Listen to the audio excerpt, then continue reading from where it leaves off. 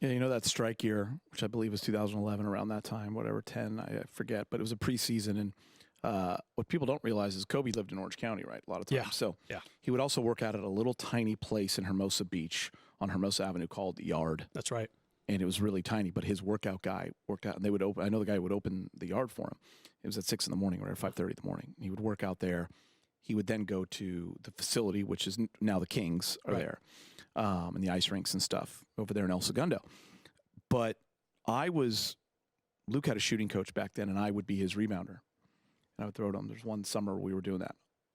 We would get there pretty early, 9:30, 10. Kobe had already gone to the yard, gone to the facility for a couple hours, was already in the training room. By the time Luke would get there, and Luke was usually like, we were the only guys in there. His teammates would come a little later. This is before practice. So that's what Kobe would do. So in terms of Luka, like seeing that, I mean, that is how that is what has worked for LeBron. That has been his recipe. Steve Nash once told me, like, and he actually said it to Luke because they were talking about drafting players and stuff. And he said, does the guy live in the gym? If he lives in the gym, that's a good thing. Mm-hmm. But if you have trouble getting him in the gym, I would take a look at that. That was Nat. Nash lived in the gym, worked on his craft. Kobe lived in the gym, guys like that. So, you know, LeBron he's pulled in a lot of different directions, right? But he works out. He does all of his stuff. That is the priority.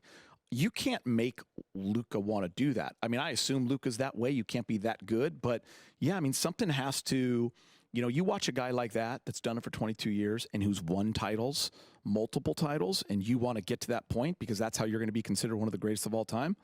And, by the way, all the stuff that was said about you in Dallas on the way out, I mean, motivation's a real thing. Mm-hmm. You can get comfortable really quick in this world, whether you get your money or you get your title, whatever. But the real ones, like the ones who want to be the greats, that drives them even more. But there's always that thing on their shoulder. Michael Jordan had it. Kobe, yeah, they all do it. You have to be motivated to get up and do that stuff. So hopefully Luka, hopefully LeBron has shown him a path, but also he's pissed off. Mm-hmm. He's pissed off about what everyone is saying about how they lost, about what kind of shape he was in. That's got to drive you. And they won one playoff game. How about that for motivation for the next 6 months? Gentleman's sweep.